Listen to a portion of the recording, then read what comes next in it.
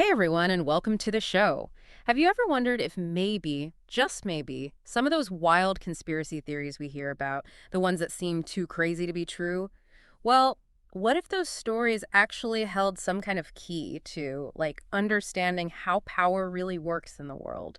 Behind the scenes where things get kind of murky. That's a really interesting question, and it kind of gets to the heart of what we're talking about today. We're going deep, really deep into territory that, well, it makes you think twice about how power and influence have actually played out through history. I know, right? And to guide us through this, we've got Whitney Webb's incredible book, One Nation Under Blackmail, to unpack. Now, this isn't just like your average news headline stuff. This is investigative journalism at its finest. It's like almost like a thriller, the way she connects events across decades. But the thing is, it's all backed up with solid research. So if you find this kind of deep dive into the hidden workings of power fascinating, hit that like button and subscribe to the channel. It really helps us keep bringing you more of this kind of content. I second that. And for those of you who like to dig into the source material yourselves, we've got a link to One Nation Under Blackmail on Amazon down in the description below. This book is in 2 volumes, and it takes a really hard look at, like, how did figures like Jeffrey Epstein manage to operate, seemingly, above the law for so long? But what's even more mind-blowing is how Webb reveals this deep, long-standing relationship between intelligence agencies and, wait for it, criminal networks. It's like Epstein might not have been this, one-off anomaly, but more like a symptom of something way bigger, something systemic. And that's what we're trying to uncover today, those hidden connections. And the central questions she asks in the book, they're what really set the stage for us today. It's like, why was Epstein protected so consistently? Not just in relation to, the horrific trafficking allegations, but in his financial dealings, too.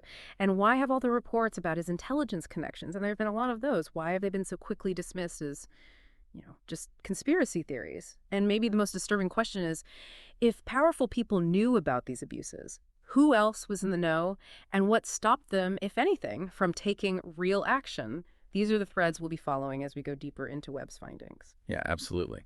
So Webb, she starts by taking us back to the early days of intelligence cooperation, even before the U.S. officially joined World War II. She focuses on the relationship between British Security Coordination, the BSC, and J. Edgar Hoover's FBI. And it might surprise you how much they were actually working together back then. Yeah, I was surprised too when I read that they had a lot of trust and shared information, right? Like a lot. Exactly. The book goes into detail about how the BSC was providing the FBI with, get this, over 100,000 confidential reports. Like, that's a huge number. And in exchange, it seems Hoover kept the British in the loop about American intelligence stuff, like what the German Navy was up to. It was a pretty significant exchange of information, driven, of course, by the war that was escalating. But like most things, this close relationship didn't last forever. Tensions started brewing by 1941, right? Between Hoover and the BSC, especially with its director, William Stevenson. And this is where William Donovan comes into the picture. He's a major figure in American intelligence. Oh yeah, Donovan's arrival really shifts things. He later became the head of the Office of Strategic Services, the OSS, which was the precursor to the CIA. And Donovan, he basically challenged Hoover's role as the main connection between American and British intelligence. And when President Roosevelt appointed Donovan as the coordinator of information, well, it was like a power struggle ignited right in the middle of this new American intelligence scene. And this is where things take a darker turn, at least according to the book. It suggests that this bureaucratic infighting, all this tension, it led Donovan to, well, he took some pretty extreme measures. Like, the book alleges that he collaborated with organized crime figures, people like Meyer Lansky, in an attempt to blackmail Hoover. I mean, that's pretty wild. It really is. And what's important to think about here is this apparent willingness, even early on within intelligence circles, to, like, consider teaming up with the criminal world to gain leverage, even if it was just in their internal power struggles. Yeah. This whole alleged blackmailing of Hoover, it suggests an environment where the stakes were incredibly high and where maybe traditional boundaries and ethics, they might have been thrown out the window. Yeah, it's intense. And then as we move into the post-war period, the book argues that those very propaganda efforts that helped legitimize intelligence services during the war, they unintentionally gave a boost to these criminal networks, too. It's like the landscape shifted, and those wartime relationships didn't just disappear, they kind of evolved. Right? It's like the secrecy and the urgency of wartime. It created these openings where criminal enterprises could, like, embed themselves within the operations of these intelligence agencies. It's a messed up kind of relationship, but it was mutually beneficial in a way. Both sides could use each other's resources and influence to get what they wanted. And a perfect example of this is the campaign led by naval intelligence to get Lucky Luciano released from prison. Now, for those who don't know, Luciano was a big deal in organized crime. It was Thomas Dewey, as a prosecutor, who brought him down. But then, in 1946, Dewey, who was now the governor of New York, commutes Luciano's sentence. But there's a catch. He's deported to Italy. And that's the thing, right? You've got this huge victory for law enforcement, and then, bam, a decision that benefits a major crime figure. The reason given was that they needed Luciano's connections in Italy during the war. But what about the long-term consequences? This move really helped organized crime grow and gain influence. And it wasn't just Luciano. The book says that in the years that followed, tons of other gangsters, maybe as many as 100, were deported and joined him in Italy. So it's not like they're just getting rid of a few bad apples. Oh, it's way more than that. The book makes a strong case that Luciano's deportation was this, foundational moment. It led to the creation of this powerful global organized crime network that had deep ties to American intelligence. And even from exile, these guys were still calling the shots, running their criminal enterprises, and setting up new illegal operations across Europe and beyond. And this is where we see how all these intertwined interests actually played out in real life. You've got Frank Coppola, a mob boss from Detroit, who was deported with Luciano. He was like a mentor to Jimmy Hoffa, the head of the Teamsters Union. And the Teamsters, they had this massive pension fund, which, according to the book, became a regular source of funding for projects connected to organized crime. It's a classic example of how these connections spread into different parts of society, different areas of influence. The Teamsters, with all their money, became a tool for organized crime to operate and grow. And the book suggests that elements within the intelligence community knew about this and even helped make it happen. And it gets even crazier.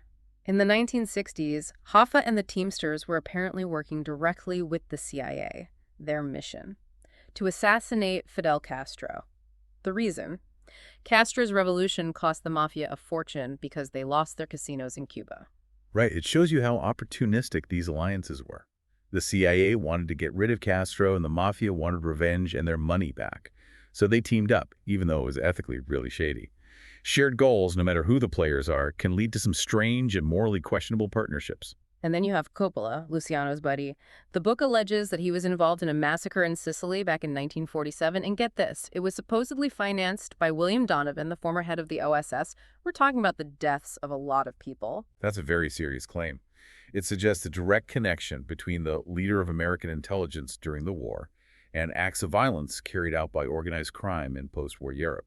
It makes you question the accountability and the true cost of these secret relationships. The book also talks about the Green Gang in China. They had a monopoly on the opium trade under Chiang Kai-shek's Kuomintang, the KMT. And the crazy thing is, the government wasn't fighting this drug trafficking. They were allowing it, enabling it. It's important to understand that sometimes governments don't use their power to stop illegal activities, but to control them and make money from them. The book argues that the KMT's suppression of opium was really just a way to centralize the trade within a criminal group that was tight with the government. It shows another side of the intelligence crime connection, the government-sanctioned illegal economy. Now let's talk about the CIA's private airlines. This sounds like something straight out of a spy movie. The book goes into the history of Air America, which had a bunch of different names before: SEAT, Airedale Corps, Pacific Corps. It was basically the CIA's own personal air force. This is actually a well-documented part of Cold War history. Air America played a big role in the CIA's covert operations, especially in Southeast Asia. They used it to transport personnel and equipment secretly in and out of sensitive areas. And the fact that it later became part of evergreen international aviation makes the lines between private companies and secret government activities even blurrier. And the connections go even further. Apparently, a lot of the pilots from the Flying Tigers, who had a history in military aviation, they went on to create a commercial airline called Flying Tiger Line. But they also did work for the military and were involved in secret operations. And guess what? This airline had a big presence at Rickenbacker Airfield near Lockbourne, Ohio. It's interesting how people and resources moved between all these different aviation groups. It shows how connected the military, intelligence, and commercial aviation sectors were. Skills and connections from one area could easily be used in others, sometimes for secret purposes. It's like these different worlds were all linked together. And that airfield is important because, according to the book, Southern Air Transport, which was another version of CAT, moved there in the early 1990s. And this move happened around the same time that Jeffrey Epstein was managing cargo for Leslie Wexner's company, The Limited. That's a pretty big coincidence. It is strange, right? The fact that Epstein, years before all the other stuff about him came out, was involved with cargo at an airfield connected to the CIA raises some serious questions. What was he doing there? What kind of cargo was being transported? It's definitely suspicious. Now let's talk about financial institutions and how they were tied to organized crime, according to the book. One example is American Banker's Life. They had connections, including a guy named Paul Helliwell to Miami National Bank. This bank was founded with a loan from the Teamsters Pension Fund and was apparently used by Meyer Lansky to launder money through a bank in Geneva. Yeah, this brings us back to Lansky and the Teamsters. It shows how dirty money could be moved through legitimate-looking banks. Hot money laundering is basically making illegal money look clean. And the fact that they were using a bank in Geneva shows just how global these operations were. The book also introduces us to Henry Crown and his massive business empire, Material Services Corporation. His company grew a lot during World War II, and it was mostly because of his friendship with Jake Avery, who was in charge of PX facilities on military bases. It just goes to show how wartime created opportunities for people who were connected to the right people. Sometimes it's hard to tell the difference between legitimate business and taking advantage of personal relationships to make money. Getting government contracts through personal connections seems to have been pretty common. And Crown's network was huge. He did business with David G. Baird, who controlled foundations that were linked to both organized crime and CIA funding. And Crown's son Lester was part of the mega group with Leslie Wexner and Charles Bronfman, who are major players in the book's story. These networks were like families. People with connections to shady organizations were operating at the highest levels of business and society. It's this complex web of relationships that's hard to untangle. Then there's General Dynamics, a big defense contractor. Some of their board members had ties to military intelligence.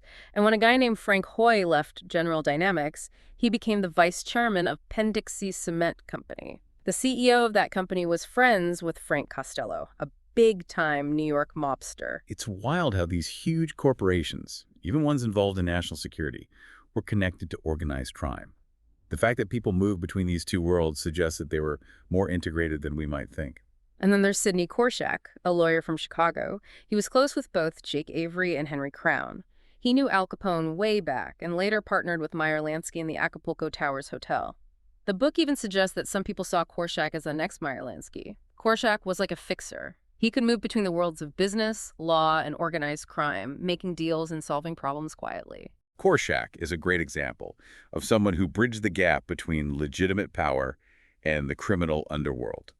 He was around for a long time and knew everyone, which shows how important these middlemen were in keeping these complicated relationships going. The Pritzker family, another powerful family, hired a tax lawyer named Burton Cantor. He supposedly had connections to criminal groups, the CIA, and Mossad. He did a lot of work for Abram Pritzker. Cantor's connections to so many powerful and secretive organizations show how complex and wide-reaching these networks were.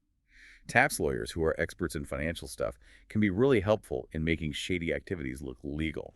And Cantor, along with Stanford Clinton from the Pritzker and Pritzker law firm, were connected to the Teamsters Central State Pension Fund and the loans it gave to the La Costa Resort.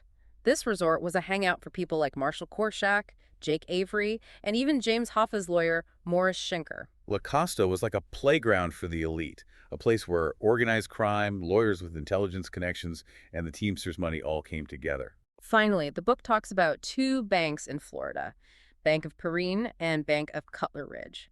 Both were chaired by Paul Helliwell, who used to work for the OSS, and were owned by companies controlled by Helliwell and his associates, including a mysterious guy named E.P. Barry. Barry also had a background in OSS counterintelligence, which is basically about stopping enemy spies. That makes his involvement with these banks even more interesting. Given Helliwell's OSS background and his links to other questionable financial institutions, it seems like they were trying to create a network of banks that could operate in secret and maybe help with covert activities.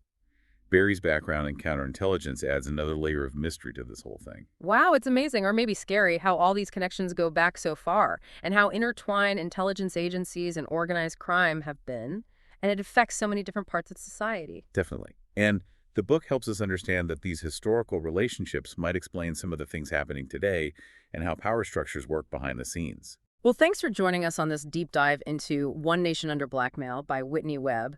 There's so much in the book, and this is just a small taste. Remember, this book is based on a ton of research, and it encourages us to think critically about these complicated historical events. What was your biggest aha moment or the most surprising thing you learned today? Share your thoughts in the comments below. And keep exploring this topic. We'd love to hear your insights and perspectives on these relationships between intelligence, crime, and history. Here's something to think about. Given all these historical connections and the way power structures are intertwined, are these same dynamics still happening today in ways we don't even realize? It's a question worth pondering. Until our next deep dive, take care.